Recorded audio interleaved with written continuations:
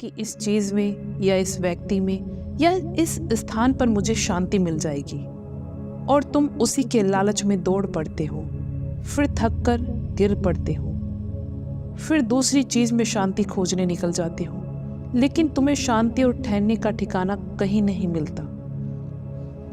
और जब तक तुम होशपूर्ण अवस्था में नहीं आ जाते, तब तक तुम्हें ना ही मंजिल का पता लगेगा और ना ही रास्ते का पता लगेगा।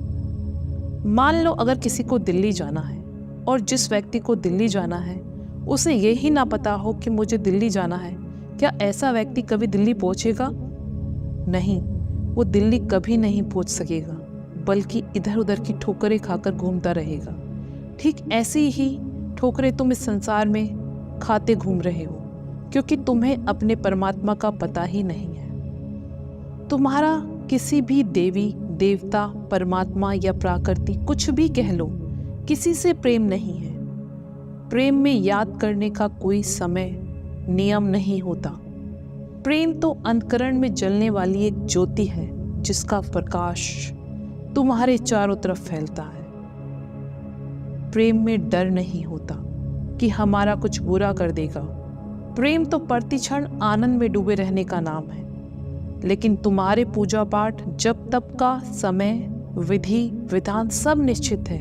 यही तुम्हारे अंदर भय और डर का कारण है, और इसी कारण से तुम जीवन भर डर के कारण कांपते रहते हो कि कहीं इस समय पर इस विधि से पूजा पाठ जप तप नहीं किया तो कहीं कुछ बुरा ना हो जाए, कुछ अनर्थ ना हो जाए, और पता नहीं क्या क्या डर लिए बैठे हो। साथ ही तुम्हारे जप तप में एक मांग भी छुपी होती है। बिना मांग के तो तुम कोई जप तप भी नहीं करते।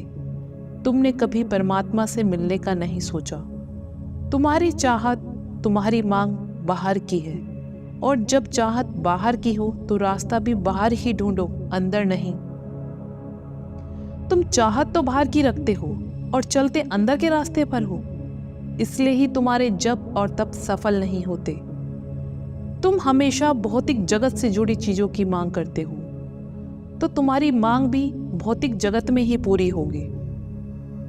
जिस दिन तुम्हारे अंदर परमात्मा से मिलने की चाहत होगी, परमात्मा से मिलने की मांग उठेगी, यानी अंदर प्रवेश की मांग उठेगी, उस दिन तुम्हें अंदर का रास्ता भी मिल जाएगा, और यही रास्ता तुम्हें तुम्हारे घर तक पहुंचा देगा। यही रास्ता तुम्हें तुम्हारे परमात्मा से भी मिलवा देगा, और तुम अपने आनंद को हासिल भी कर सकोगे।